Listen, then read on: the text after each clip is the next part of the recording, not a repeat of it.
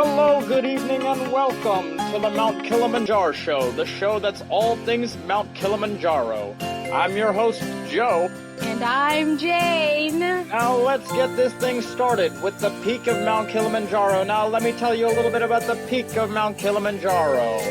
Now, if you remember from a previous, unrelated podcast, the peak is the zone called the Arctic Zone, where things are snowy and there's a lot less oxygen. Oh, right. I totally remember that show. I think you fainted at that one, Joe. Anyway, it's kind of crazy to think that this is the largest freestanding mountain in the world. You're right, Joe, but it's not just a mountain, it's a volcano. So when you reach the top, you're basically reaching the top of a volcano. It has three main volcanic peaks: Kibo, Mawenzi, and Shira. Wow. Do you think it'll ever erupt?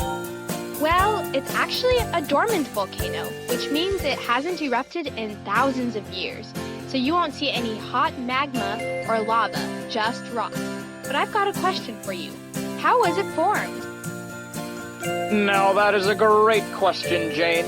And for that answer, we have to go back thousands and thousands of years.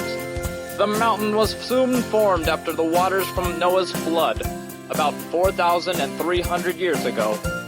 During the flood, there was so much volcanic activity all over the Earth, as the Earth's surface broke apart into plates that smashed together.